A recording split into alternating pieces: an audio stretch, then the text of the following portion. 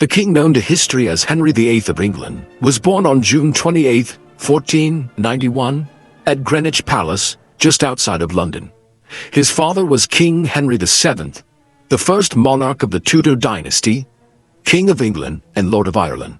He reigned from 1485, when he seized the throne of England at the end of the Wars of the Roses, until his death in 1509, when he was succeeded by his second son, also named Henry. Henry VIII's mother was Elizabeth of York, the daughter of King Edward IV, who had ruled England for most of the period between 1461 and 1483.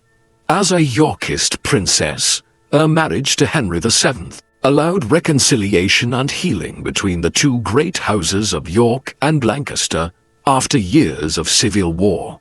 She bore her husband 7 children. Before Henry was born, a boy and a girl named Arthur and Margaret had appeared in 1486 and 1489.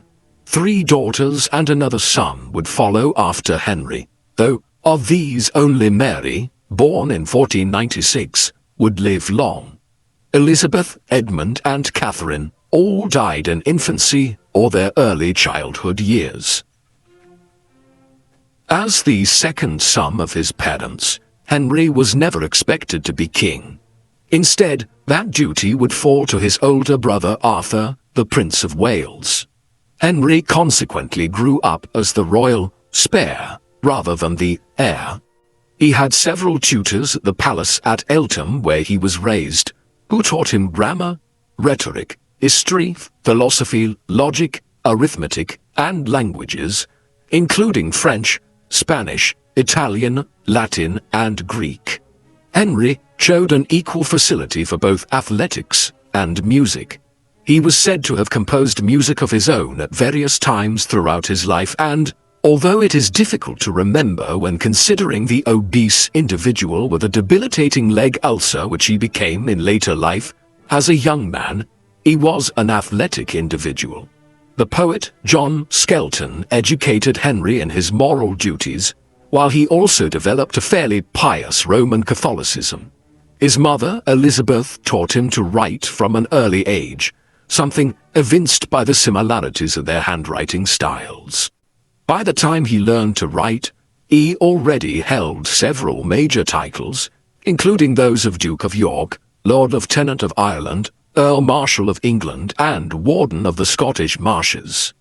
He might not have been the heir, but Henry VII certainly honored his younger son with many titles.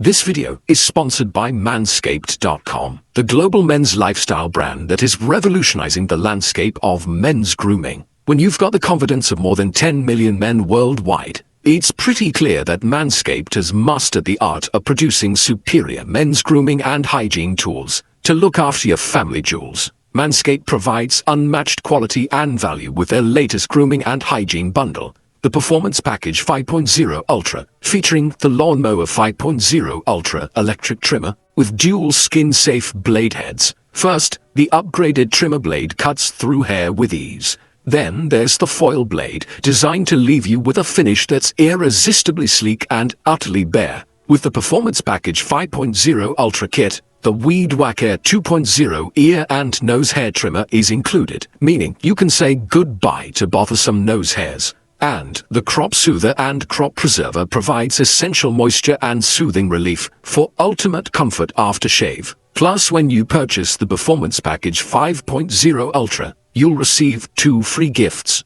Join the 10 million men worldwide who've put their confidence in Manscaped for all things grooming and hygiene. Head over to manscaped.com and use my promo code manscaped.com/profiles and you'll get 20% off and free international shipping and 2 free gifts. Trust me when I say this, fellas, your nether regions will thank you.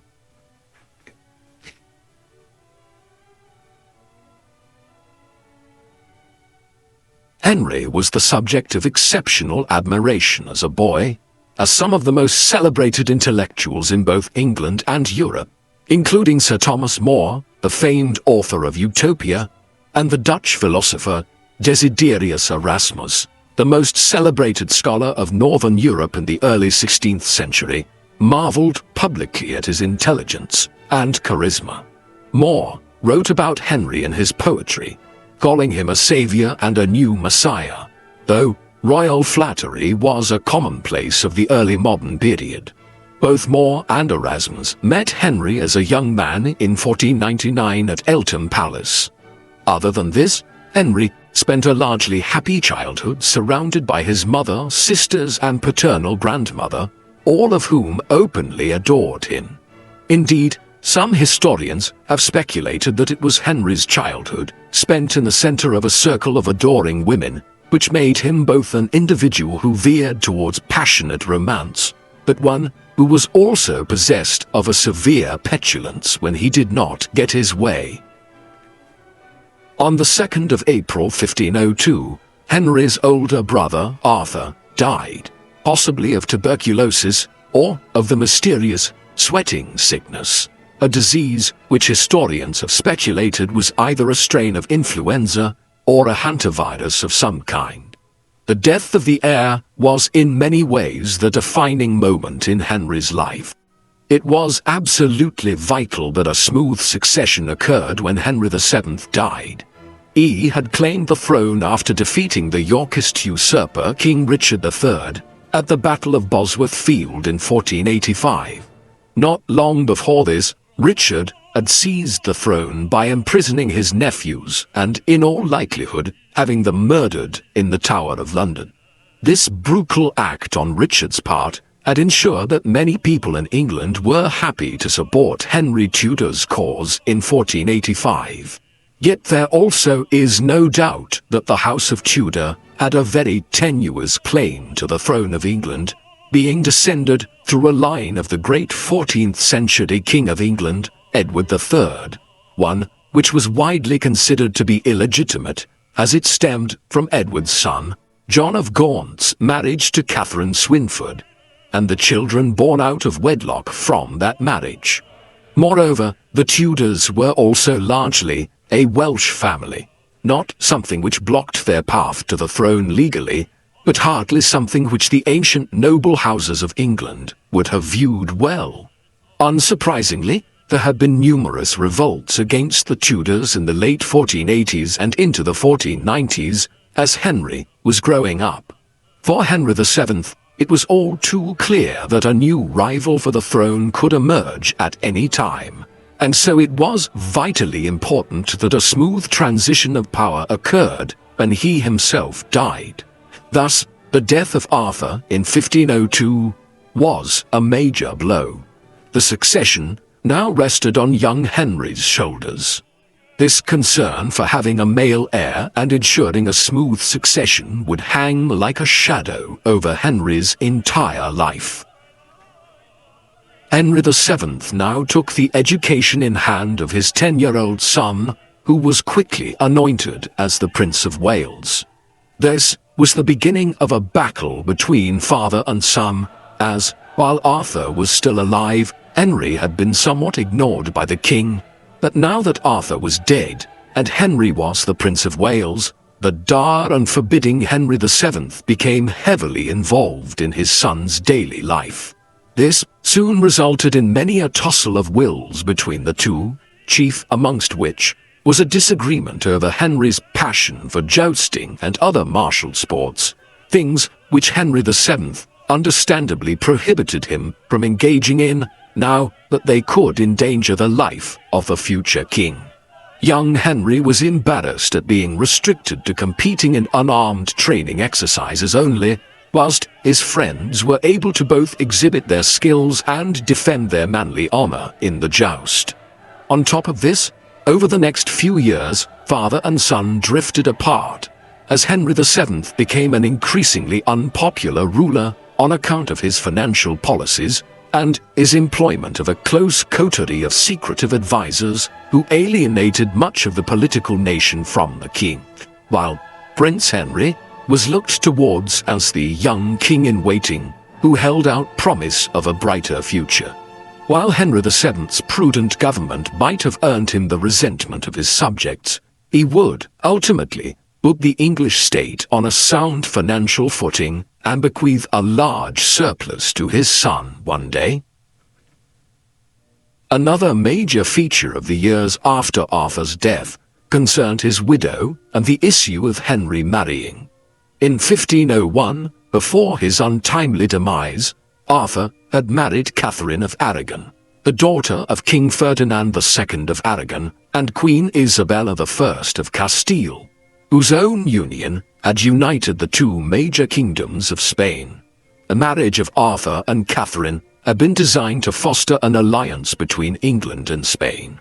Arthur's death seemed to scupper this, though almost immediately thereafter, Henry VII had begun corresponding with Catherine's parents in Spain about the possibility of Catherine now marrying Prince Henry. The negotiations wound on interminably through the 1500s, all throughout which time Catherine remained in England. The issues around it concerned Catherine's dowry or marriage portion that would be paid to the English crown by her parents, and also whether or not Catherine and Arthur had consummated their marriage. If they had, Henry could not marry Catherine according to canon law. The deliberations about the proposed marriage were still ongoing 7 years later, when Henry VII died on the 21st of April, 1509. When his father died, a Prince of Wales was immediately proclaimed as King Henry VIII of England. An atmosphere of hope and joy prevailed amongst the nobles, courtiers, gentry and commoners alike throughout England, and many predicted the beginning of a golden age for England as the tall, athletic and handsome Henry, with his intelligence, charm and humor, ascended the throne at 17 years of age. He would soon be married. Only 3 weeks after his father's death, on the 11th of June 1509, Henry married Catherine in a brief, private ceremony at the Church of the Observant Friars just outside of Greenwich Palace. She was 6 years older than Henry, and there were lingering issues about the validity of the marriage in canon law, but a papal dispensation was granted to allow it to proceed. Despite how contentious it would become in later years, Henry and Catherine's marriage was a happy one initially. He truly respected her, probably more so than any of his other wives. For her part, Catherine was a devoted wife, even long after Henry had ceased wanting her to be. 2 weeks after the royal wedding on the 24th of June 1509, Henry and Catherine were crowned King and Queen of England in Westminster Abbey. The procession route from the Palace of Westminster to the Abbey was decorated with cloth of gold and exquisite tapestries, and both Henry and Catherine were resplendent.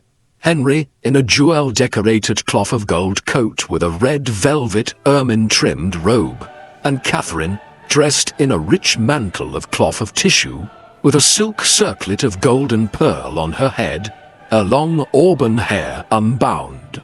The Archbishop of Canterbury, William Warham, anointed the royal couple with holy oil and crowned them both to cries of "Vivat, Vivat Rex," or "Long live the King."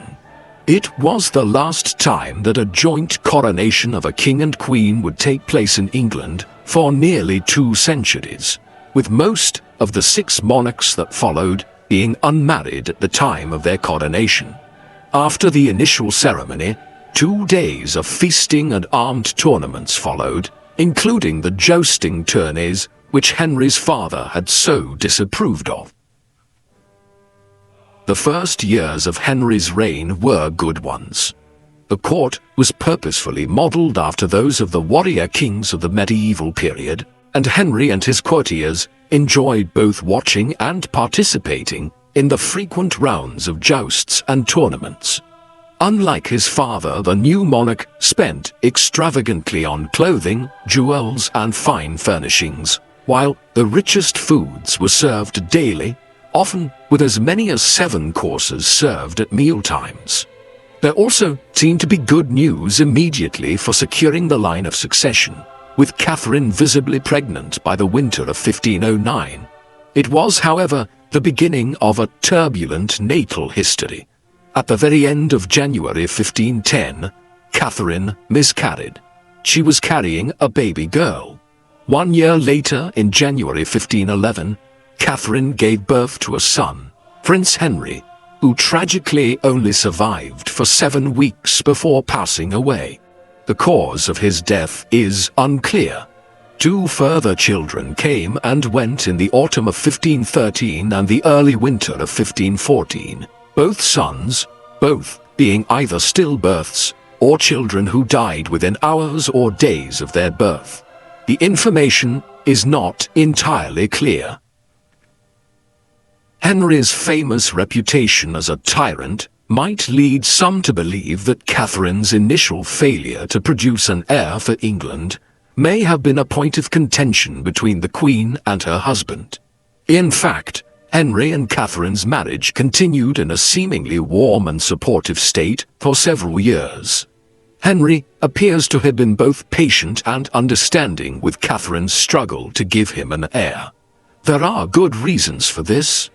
In 16th century England, child mortality was much more common than it is today, and a wife, especially a noble or royal wife, might have a dozen or more children to compensate for the sad fact that many would not survive infancy or their childhood years.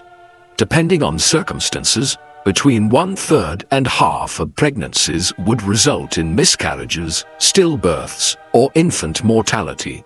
And whilst these occurrences were considered tragic, Catherine's demonstrated ability to conceive easily was actually an encouraging sign that she would eventually give birth to a healthy son and heir.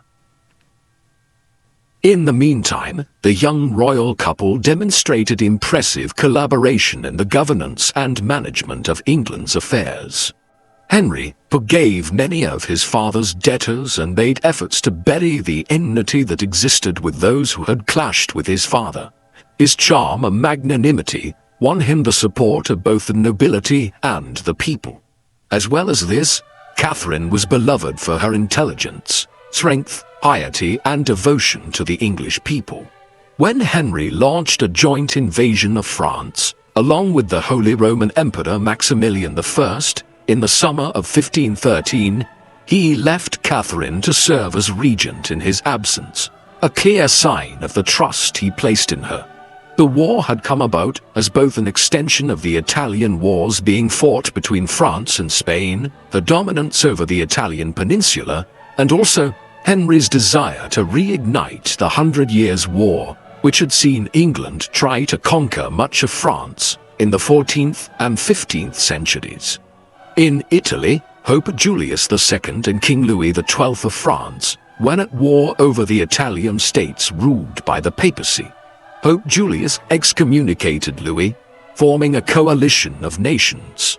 To sway the young Henry to join them in the league, he sent him barrels of Italian wine, a gold-covered rose, and a shipment of Parmesan cheeses. In England, Archbishop Warham had preached for peace and against the evils of war, though eventually Henry had decided differently. In this, he had the support of the Lord Chancellor Thomas Wolsey, a leading religious figure in England and soon to be a cardinal of the Church. He was also the chief minister of Henry's government throughout much of the 1510s and 1520s and an immensely powerful figure. On the 28th of June 1513, with the decision for war already taken, the King and Queen arrived at Dover Castle in Kent. Henry crossed the English Channel the following day to join the fight against King Louis of France. For the first time in nearly 100 years, since the glory days of King Henry V and the Battle of Agincourt, an English king would now seek to extend his dominion on the continent, which, after the losses in the final decades of the 100 Years' War, had been reduced to nothing more than a small enclave around Calais. Henry's first victory was at Terouanne, followed by a triumph at the Battle of the Spurs, so named because the mounted French knights fled the field so quickly using their spurs to push their horses onwards as quickly as they could. Whilst Henry pursued his dreams of English martial glory in France, Catherine was busy confronting an invasion of England by the Scots, the perennial ally of the French, under King James IV. Within 2 months of Henry's invasion of France, King James invaded England in support of his French allies. Catherine, however, proved equal to the challenge in Henry's absence.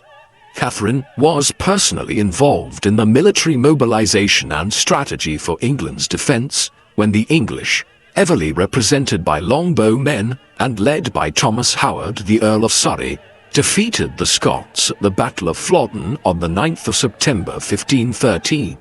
At the battle, the English forces were victorious over a greater Scottish force, and James IV perished on the battlefield, along with as many as 17,000 of his 40,000-strong army, whilst the English, in contrast, lost only 1,500 of their 26,000-strong host.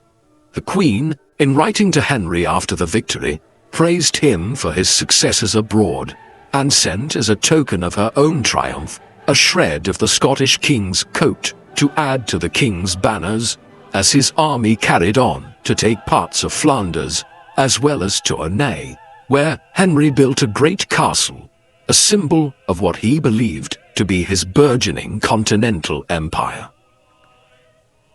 3 years later, and 7 years into their marriage, Henry and Catherine's patience was rewarded when, on the 18th of February 1516, Catherine gave birth to a daughter, Princess Mary, the future Queen Mary I. She would be the King and Queen's only child to live beyond infancy and into adulthood. England rejoiced. Mary's birth and survival, 7 years into the reign, contained the promise that a male heir might follow before long. At the time, no woman had ever been Queen of England in her own right, although, unlike in countries like France, where the Salic law prohibited female monarchs, Mary could theoretically succeed her father one day. And Henry appeared to treat his daughter as a true Princess of Wales. He even sent her to live at Ludlow Castle, where she was established with her own miniature court, as was the tradition for the heir to the English throne. However, while Henry loved his daughter and referred to her as "my pearl in the world," he still pined for a male heir. As the years went by, this would become an obsession which clouded his judgment and slowly turned the loving husband and valiant king, who had promised so much in 1509, into a tyrant who tore his own kingdom apart in search of a son. During the course of the 1520s, it became apparent that Catherine would not produce a son and heir. She turned 40 in December 1525, and thereafter her chances of delivering any further children, let alone a boy who was healthy, became slimmer and slimmer. Long before that time, Henry began to take mistresses with more regularity. Such behavior was not necessarily an indication of his waning interest in his wife. Most kings in early modern Europe had one or multiple mistresses. In June 1519, one of these, Elizabeth Blount, a lady-in-waiting to the Queen, gave birth to Henry's son. The king acknowledged the boy as his own child, and he was named Henry Fitzroy. Henry after his father, while Fitzroy literally means son of the king. Henry lavished attention and titles on his son, but, under English law, he was illegitimate and could not succeed his father. Still, with the birth of Henry Fitzroy, Henry had proven that he could father a son. While the king never openly blamed Catherine for her perceived failure to produce a boy, the years following the birth of his illegitimate son saw a gradual decline in Henry and Catherine's previously happy relationship. His dynastic troubles aside, the first 10 years of Henry's reign clearly reflected his ambitious pursuit of glory. Henry set out to make England the equal of both France and Spain in wealth, power, and prestige. Early on in his reign, he sponsored the construction of dockyards, warehouses, and shipyards in coastal ports, and sourced huge amounts of timber from the forests of Sussex and Kent for the construction of a large fleet. Henry's father had become king in the very infancy of Europe's age of exploration. Not to be outdone by the Spanish, he had begun a process of naval expansion and sponsored the first major English voyages of discovery. It is, for example, often overlooked that it was a pilot in English employ, John Cabot, who became the first early modern European to reach the mainland of North America in 1497, while Columbus was still island-hopping in the Caribbean. But the English navy remained small by 1509. Henry VIII set about changing this, and by the 1540s it had been expanded to approximately 50 ships. Henry also pioneered a revolution in English international diplomacy. In 1518, with the threat of a Turkish invasion of southeastern Europe looming, a prospect which alarmed all Christendom, Henry signed a non-aggression pact with Charles V, the new Holy Roman Emperor and Queen Catherine's nephew, along with Francis I, King of France. The agreement was the beginning of several summits which took place over the next 2 years between the three European powers, largely planned and orchestrated by Henry's chief minister, Cardinal Wolsey. The most impressive of these diplomatic meetings was unquestionably the Field of Cloth of Gold, which took place in France near Calais from the 7th to the 24th of June 1520. At the summit, Henry and Francis signed a pledge of perpetual friendship and peace. Princess Mary was betrothed to the Dauphin of France. All in attendance enjoyed a week of feasting, drinking, entertainment and jousting contests amid the exquisite tents made from gold cloth. However, despite the pomp and ceremony of the Field of Cloth of Gold, the alliance between Henry and Francis would soon collapse, as shortly afterwards Cardinal Wolsey negotiated an alliance with Charles V of Spain, who declared war on France later in 1521, starting the Italian War of 1521 to 1526, into which England was dragged, the second of 3 wars which Henry would fight with France. However, the bulk of the fighting would play out in Italy between the French and Spanish there. Henry was determined to be remembered as a prince of intellect and virtue, as well as one skilled at statesmanship. The growing furore over the writings of Martin Luther in Germany from 1517 onwards, and the Protestant Reformation which it inspired, soon presented him with an opportunity to demonstrate his learning. Luther had emerged as a grave critic of the papacy in Rome and the wealth and power of the Church in general, arguing that the corruption within it needed to be rooted out and a new form of Christianity established, one in which churches would be stripped of their idolatrous wealth, the Mass will be performed in the vernacular tongues rather than in Latin, and people will be encouraged to actually read the Bible themselves and engage with Scripture. Henry was a doctrinal Catholic who liked the power, ceremony, and tradition of the Roman Catholic Church. In response to the heresy emanating from Central Europe, in 1521, he composed a text entitled Assertio Septem Sacramentorum, or The Defense of the Seven Sacraments. In this, Henry attacked Luther's ideas, defended sacred Catholic practices, and affirmed in all religious matters the supremacy of the Pope over the Church in Europe. Henry even dedicated the text to Pope Leo X, who, in recognition of his service to the Church, gave Henry the title Fide Defensor, meaning defender of the faith. Whether Henry actually wrote all of the defense of the seven sacraments remains a matter of debate. Thomas More might well have aided him and certainly commented on drafts of the text. By the mid-1520s, Henry's marital situation was becoming more strained. He was no longer the popular teenage king but was still a relatively young man in his 30s. His thoughts had seemingly not turned of their own accord to potentially divorcing Catherine and seeking to remarry to a woman that might sire a son. Instead, it took the arrival of Anne Boleyn to the Tudor court at this time to lead Henry down this path. Anne was a daughter of Thomas Boleyn, Henry's former ambassador to France. She had recently returned from the French court with her father and was much admired for her cosmopolitan air, her style, wit, and charm. Her year of birth is unclear, though it was probably 1501, making her a woman entering her mid-20s at the time Henry became infatuated by her.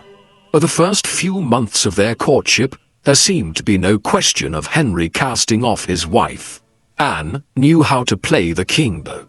She refused to become his mistress so long as he was married, insisting that she would only commit in such a way to her future husband. Over time, Henry became more and more obsessed, and his letters to Anne, some of which survive, are full of passionate declarations of his love and desire for her. Generally, Anne Boleyn has been depicted as a grasping political climber who usurped Queen Catherine's legitimate place. However, there is no evidence that she encouraged Henry's interest in her initially. Rather, she reportedly made an abrupt departure from court in the spring of 1527, returning to her family's home at Hever Castle. While some might accuse her of playing a skillful game of manipulation, it seems unlikely that a young woman like Anne, from a respectable but hardly powerful family, could have imagined that she would become anything more than Henry's temporary mistress. There is almost certainly no possibility that she imagined herself as queen one day when Henry started courting her. Moreover, a liaison with the king would possibly compromise her own future marriage prospects. Nevertheless, after her abrupt departure from court, Henry continued writing to Anne and sending her gifts. In time, Anne began to respond to Henry with feelings of her own, and the two carried on their relationship quite publicly at court after she made her return there. There is no way to know exactly for how long Anne refused Henry's sexual advances. However, the fact that Anne did not become pregnant throughout the nearly 7 years of their courtship suggests she stayed chaste. While Henry and Anne were intimate with one another in other ways, the likelihood is that they did not sleep together prior to 1532. In 1527, a year or so after he began courting Anne, Henry decided to seek a divorce from Catherine so he could marry Boleyn. He and his counselors soon latched onto a potentially legitimate reason for seeking an annulment of his near 2 decades-old marriage. When Henry had first married Catherine, he had done so over objections that she had previously been married to his deceased brother Arthur, and that their brief marriage had possibly been consummated.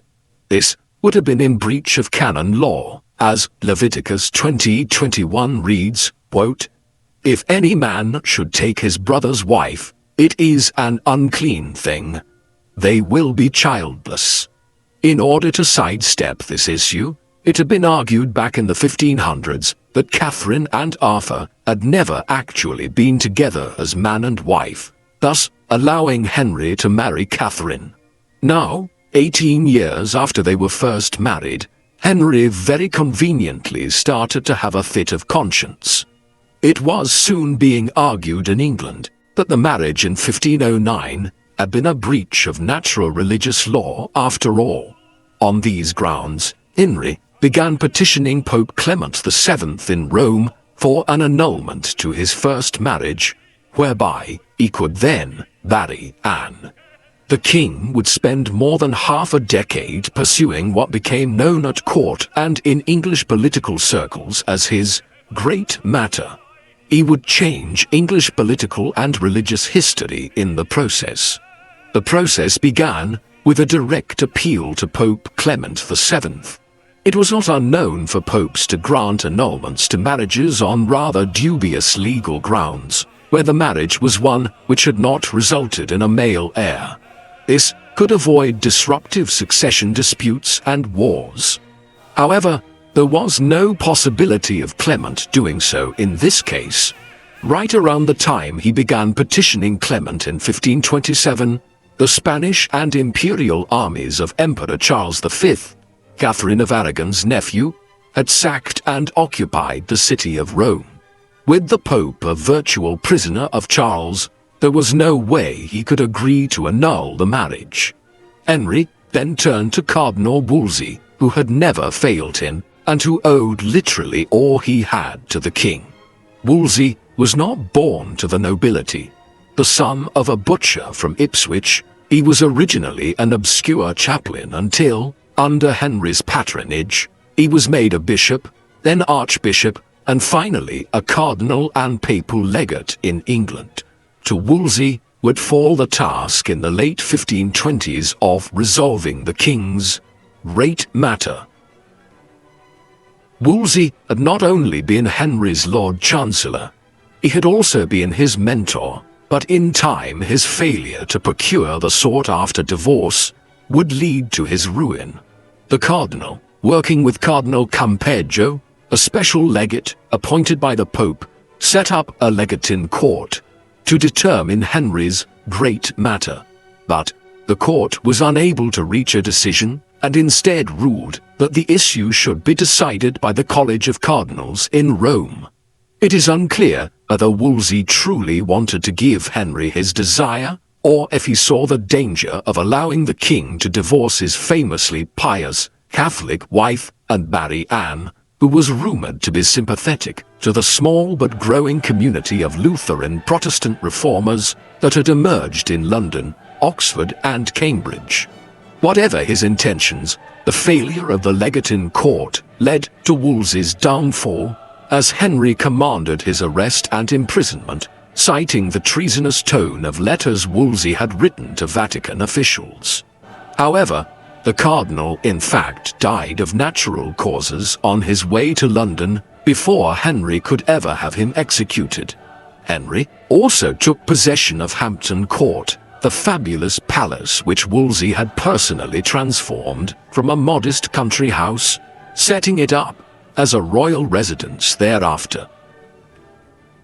Following the cardinal's downfall, Henry did not sit idly by waiting for the Pope to change his mind. Instead, he began to canvass the opinion of theologians at Europe's universities, asking them to study, deliberate, and pronounce a verdict on the merits of his case for divorce.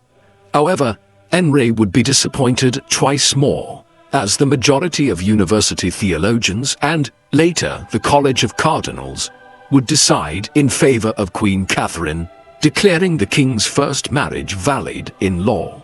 It is unclear when Henry first began to consider repudiating the Pope's authority in England, thus removing the obstacle to his divorce.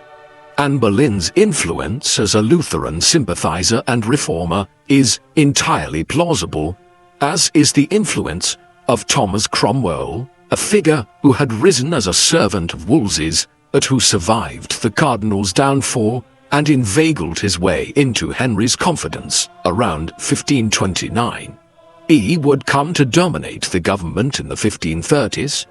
Alternatively, the key figure in the king's move towards splitting from Rome was an otherwise little-known clergyman and theology professor from Cambridge by the name of Thomas Cranmer. According to Cranmer, who was at that time a moderate Lutheran, but would become a more radical Calvinist in years to come, kings were anointed by God and answered only to God. Therefore, Henry should not have had to pursue his divorce through legal channels. He certainly did not need the permission of the Pope to divorce his wife. This emboldened Henry to formally break with the Roman Catholic Church and pursue a claim to be the supreme head of the Church of England. It would take nearly 2 years for Henry to achieve this over the resistance of both Parliament and the English clergy, but by 1532, Henry secured his wish and was formally acknowledged as the supreme head of the church in England. After being browbeaten, Parliament had legislated a full break with the Pope, stopping virtually all payments of ecclesiastical dues to Rome. Henry made Thomas Cranmer the new Archbishop of Canterbury, the most powerful ecclesiastical appointment in the country, empowering him to oversee enforcement of the new supremacy and the split with Rome. Then, in May of 1533, Archbishop Cranmer finally declared Henry's marriage to Catherine invalid and granted the king his long-desired divorce. By that time, Henry had already been remarried for 4 months, having wed Anne Boleyn in a secret ceremony on the 25th of January, 1533. Anne was pregnant by then, though she and the king probably did not know this on the day of their union, as on the 7th of September 1533, just 7.5 months after their marriage, Anne gave birth to their first child. Though Henry expressed his delight, he cannot but have been disappointed that it was a baby girl. They named her Elizabeth, after Henry's long-deceased mother. Henry well understood the enormity of what he had done, and he moved swiftly to consolidate his new powers. There were 2 issues. Firstly, Catherine of Aragon was still widely popular and the majority of the English people sympathized with her cause, and that of her and Henry's daughter Mary, who was now being legally excluded from the succession. Secondly, the majority of the English people were still staunch Roman Catholics and viewed figures like Cranmer suspiciously as clerics who were now intent on exploiting the king's marital drama to impose a Protestant Reformation in England. Henry knew he would have to establish control quickly. His answer was the Act of Supremacy, which he proposed following his marriage to Anne and which Parliament passed in 1534.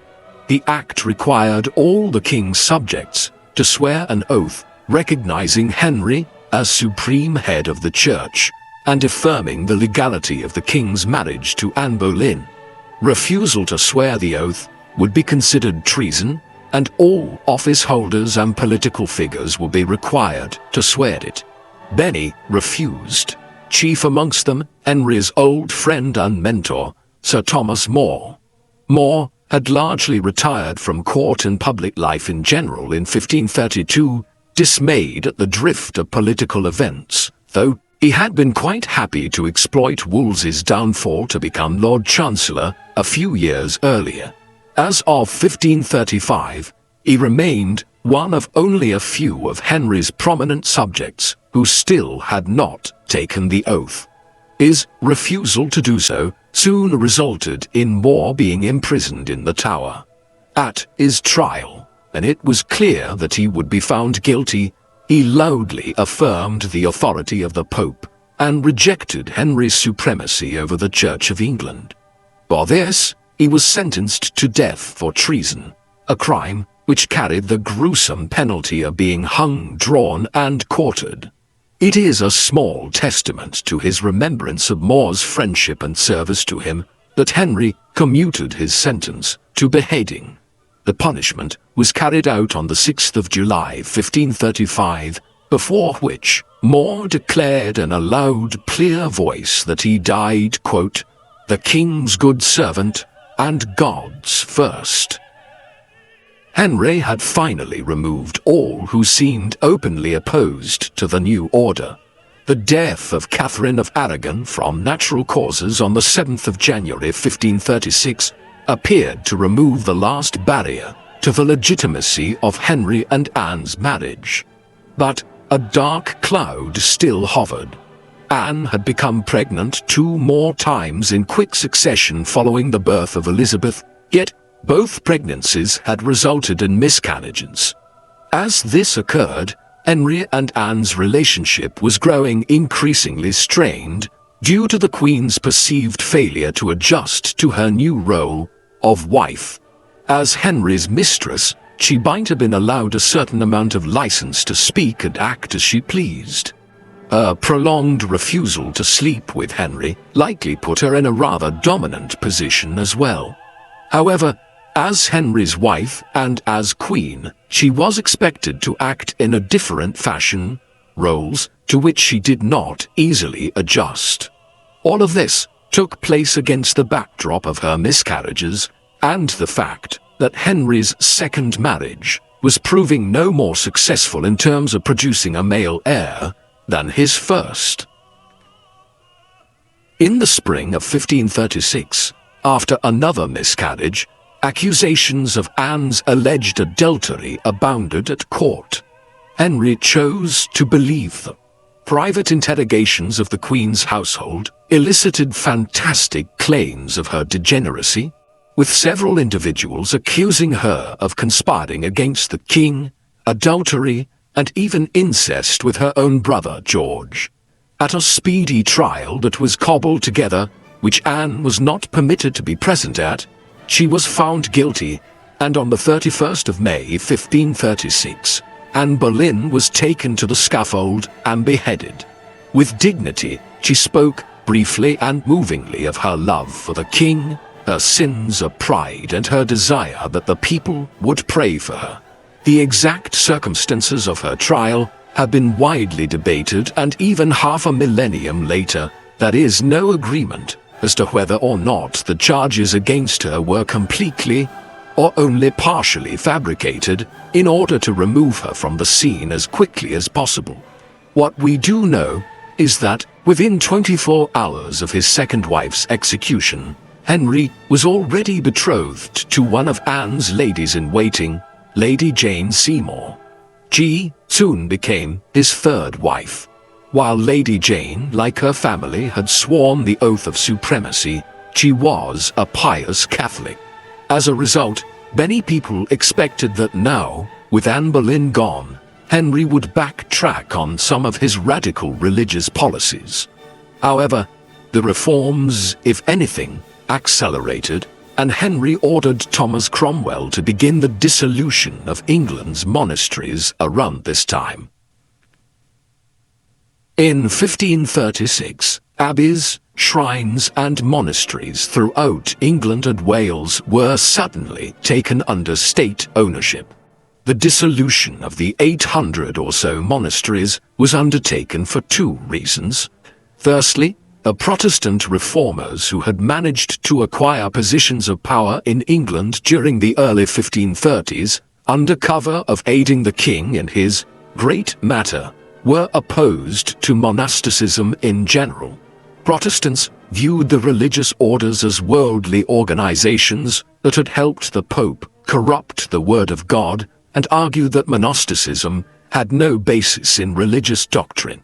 Secondly, the king was convinced that dissolving the monasteries was a good idea because it would lead to an absolutely enormous financial windfall, as their precious books, gold chalices, and other valuables were sold off, along with their lands.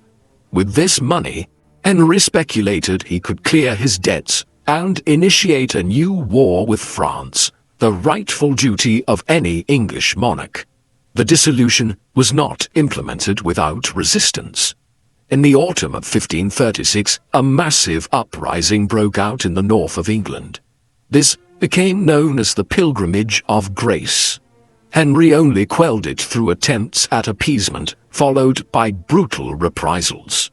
Marching in the name of the king, carrying banners depicting the 5 wounds of Christ, the rebels demanded the restoration of the abbeys, the revival of sacred Catholic ceremonies, and the dismissal of the king's devious ministers that had led him astray in recent times. The rebels numbered an incredible 40,000 strong, the largest army yet seen on English soil in Tudor times. To appease the mob, Henry initially promised them pardons if they dispersed and ended their rebellion.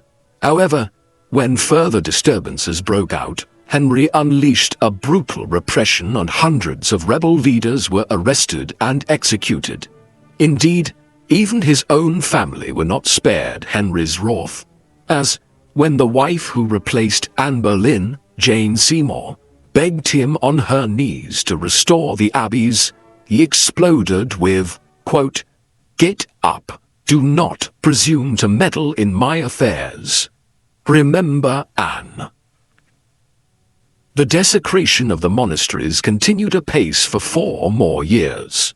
The confiscated wealth briefly made Henry one of the richest monarchs in Europe, while internationally England was viewed as a pariah state by many, a country which had adopted the hated Protestant faith, the emergence of which was leading to religious wars and inquisitions all over Europe. Henry was unperturbed, though.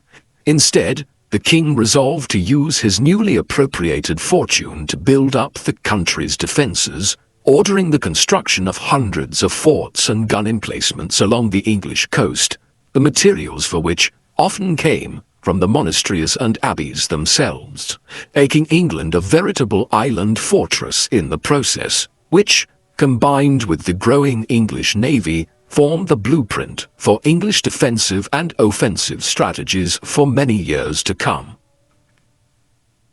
Between 1536 and 1539, Henry was also convinced by Cranmer and others to pursue other avenues to reinforce the new religious life of England. For instance, the 10 Articles of Faith were published in 1536, an English translation of the Bible appeared in 1537, as well as the Institution of the Christian Man, colloquially known as the Bishop's Book. By 1539 it was clear to Henry that the theological and doctrinal differences between Catholics and Protestants had hardened, and the situation had grown even murkier. Henry realized that preserving his supremacy and securing peace in religious life was going to require uniformity. If he could not simply proclaim it, he would have to impose it by law. Thus, Henry first established a special committee of clergymen to deliberate on 6 doctrinal questions, the answers to which would form the basic articles of faith for the Church of England. Naturally, the committee knew what was expected of them, and they produced 6 articles of faith which essentially preserved the Catholic doctrines and observance with which Henry and many other conservatives in England were comfortably familiar. English Protestants were crushed, and it seemed that the only aspect of Catholic doctrine which the 6 articles had left out was allegiance to the Pope. This was what the Henrician Reformation was all about, creating a Catholic Church where Henry, instead of the Pope, was the leader. These religious shifts and turns require some further explanation. Here in 1539 and 1540, there seemed to be a tilt back to Catholicism. The reason for this was that Henry was never a Protestant. A doctrinal Catholic, he had allowed some Protestant reformers to acquire positions of authority within the English Church in the early 1530s, as they had facilitated his divorce.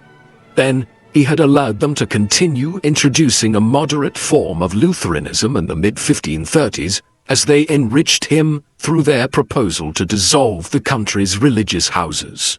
But, by the end of the decade, as the Protestant faction had nothing left to offer him, he reacted against the earlier reforms and essentially reimposed Catholicism, albeit while maintaining the split from Rome and his own supremacy over the Church of England.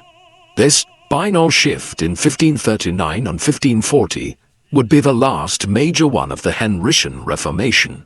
Henceforth, the Church remained doctrinally Catholic down to the end of the reign, and a more thoroughgoing Protestant Reformation would have to wait until the next reign.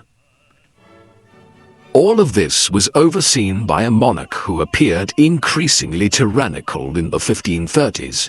Henry was widely appreciated as a generous and good-humored monarch in his early days, but later in life he was often regarded as a bully with a hideous temper. There is a fairly concrete explanation for this change of temperament, which is that Henry was in almost constant pain with an ongoing disability. On the 24th of January 1536, 2 days before Anne Boleyn miscarried her last child, and 5 months before her execution, the still vigorous 45-year-old Henry suffered a terrible accident in the jousting lists when he fell from his horse. The heavily armored horse then fell on Henry, nearly crushing his leg, and he was unconscious for several hours. When he awoke, he would find that his life had changed forever. His accident had opened an older wound on his leg, which over time became ever more ulcerated. Part of the problem was that 16th century physicians believed that wounds should be left open to allow the pus to continue draining from them, the build-up of which, according to the humoral theory of medicine that prevailed at the time, could cause illness. Many of the treatments Henry was subjected to over the remaining 10 years of his life probably did more harm than good, causing increasing infections and inflammation. In an age before effective pain relief, his health issues led to a more dour, obese, and ill-tempered monarch, with the king drinking more to dull the pain in his leg, and also gaining a dramatic amount of weight. It is speculated he weighed well over 300 pounds later in his life, and had to be carried around court in a reinforced litter. Henry's marriage to Jane Seymour later that same year and her pregnancy 7 months later likely brightened Henry's hopes for the future.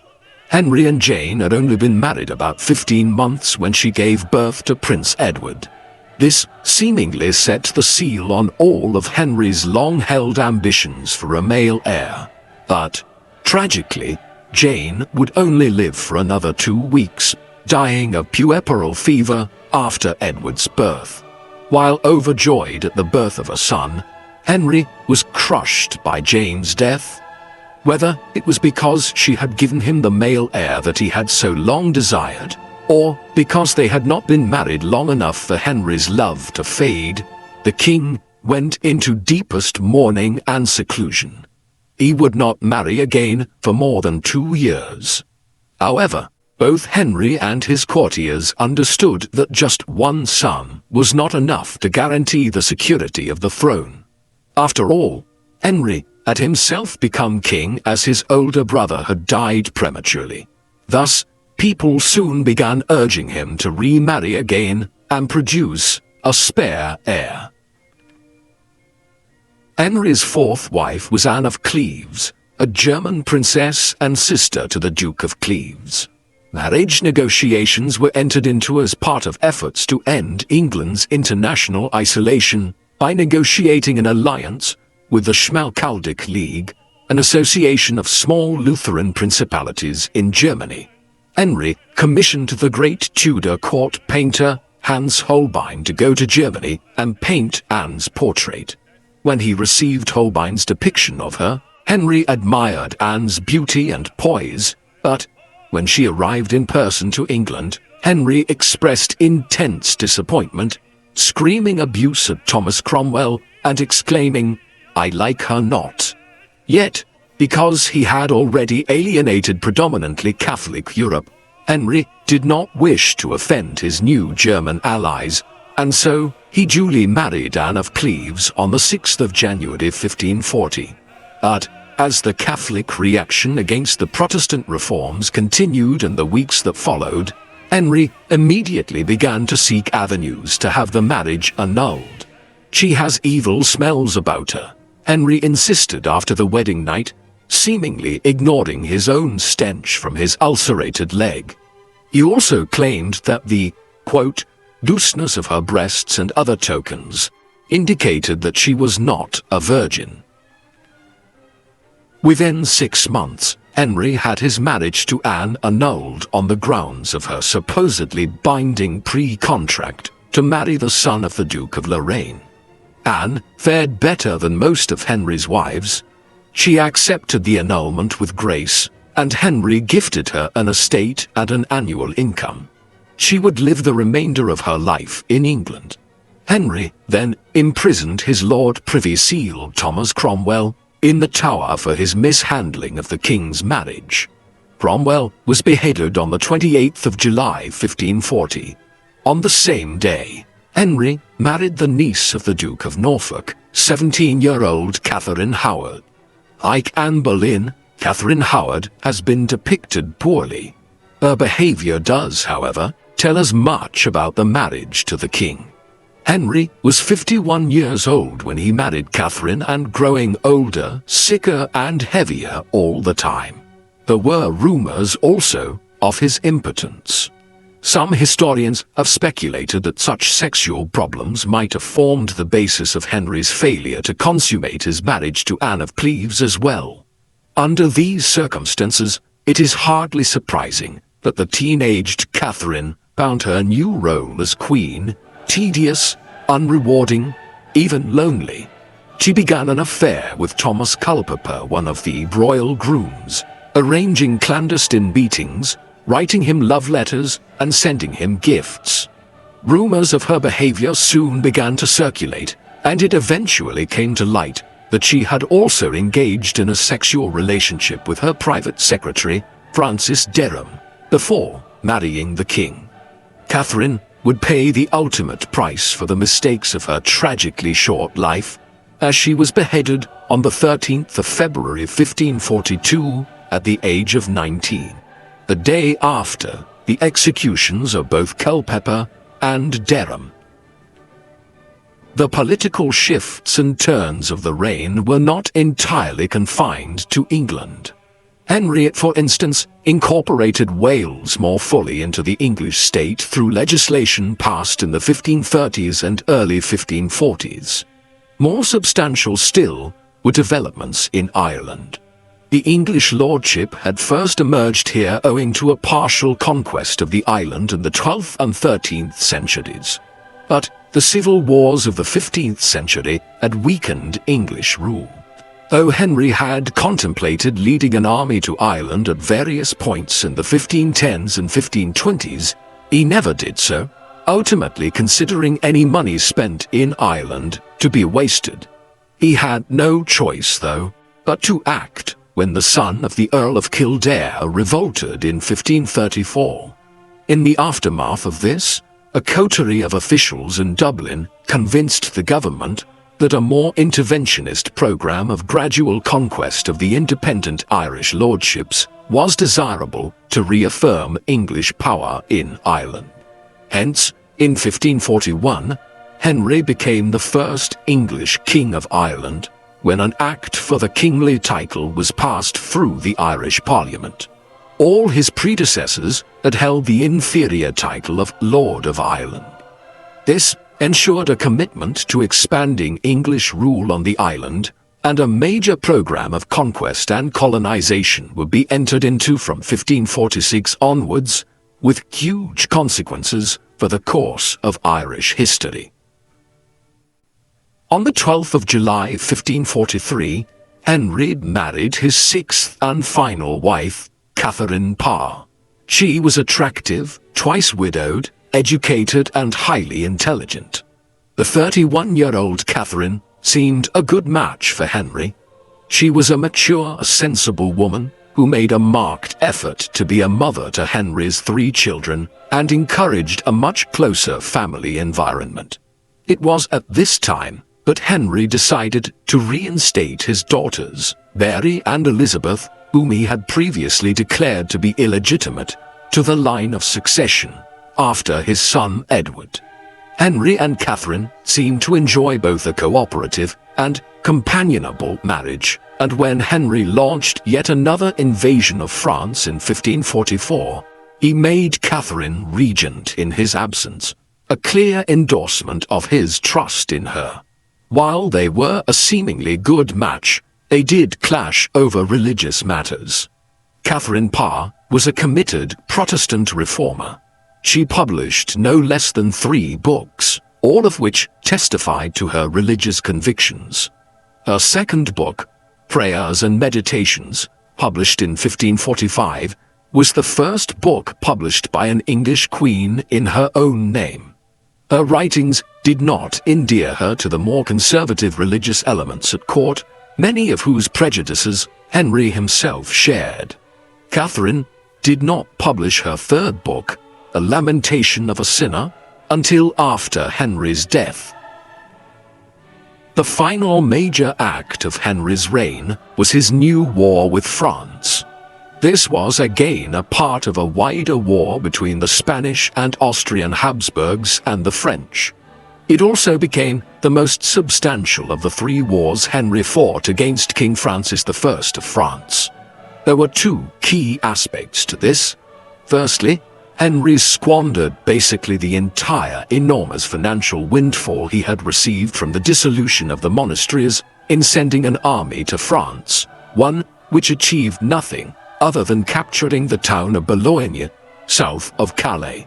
It would be governed as a new English enclave there for a few years, before being handed back to the French. The second element of the war, which was more substantial in some ways, became Henry's efforts to bludgeon the Scots into making their infant Queen Mary I, who had succeeded her father James V when she was just a week old, in December 1542, marry Prince Edward. Henry's goal in pursuing what became known as the Rough Wooing was to try and unite Scotland under England by having the children of Edward and Mary one day rule over a united Britain.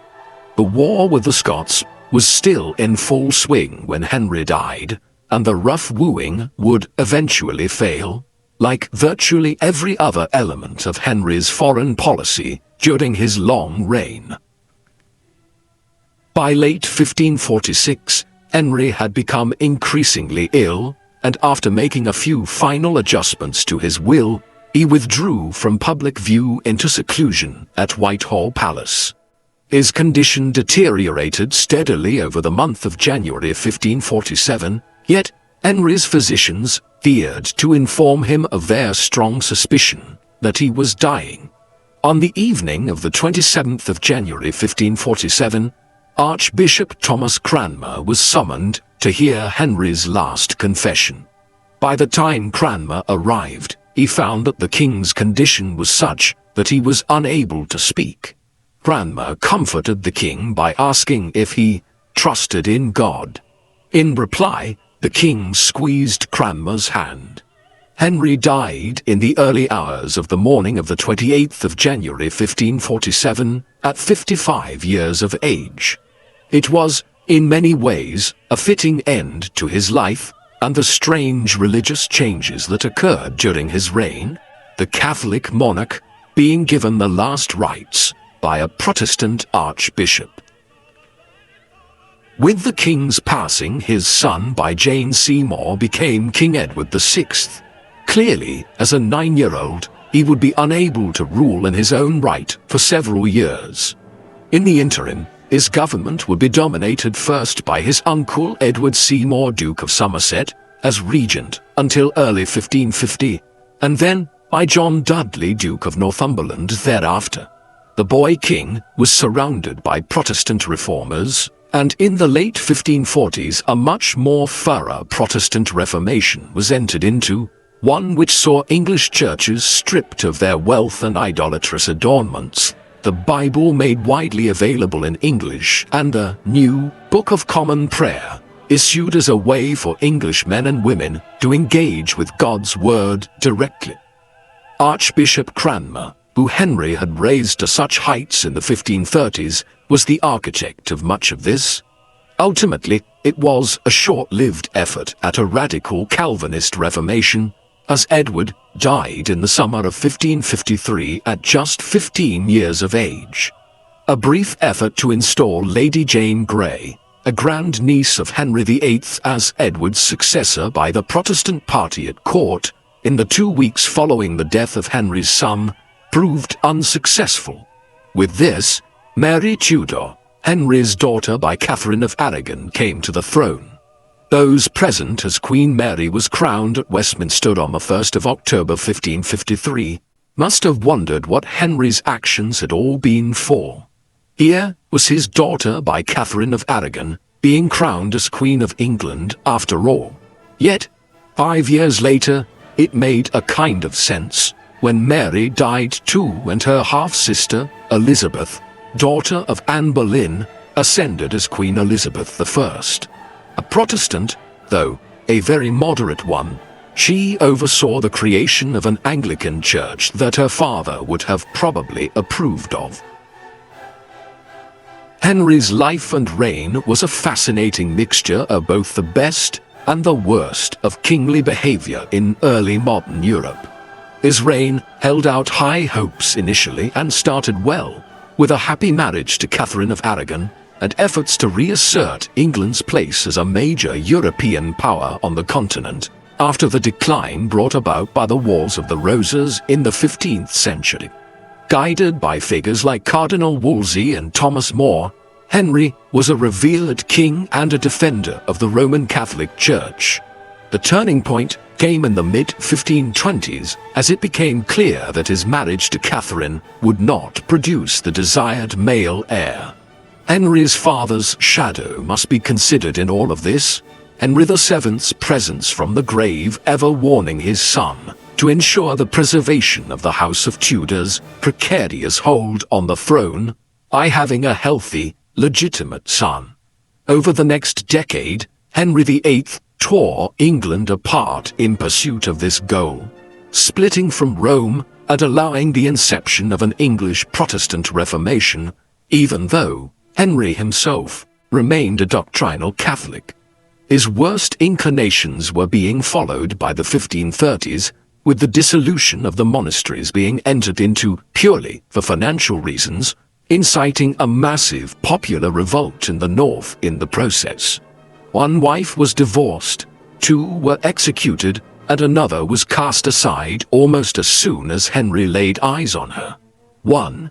Jane Seymour finally delivered him the son he had always sought, though it cost Jane her own life. The tragic irony of it all was that the son in question, Edward VI, would only live for 6 years after Henry himself. A half a century of female rule followed, and England did just fine without a male monarch. What do you think of King Henry VIII? Was he a brutal tyrant? Or was his concern for producing a male heir at all costs understandable given the civil wars which had racked England for so long in the 15th century? Please let us know in the comment section. And in the meantime, thank you very much for watching.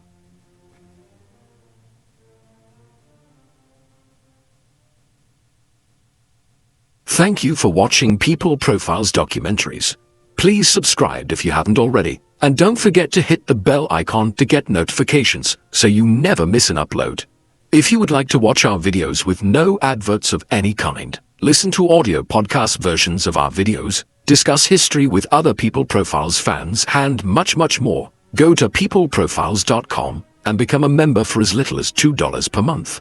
Members can also receive discounted merchandise, behind-the-scenes material, and a credit in our videos, along with much more. So, please support us in our work in return for exclusive offers at peopleprofiles.com via the link in the video description.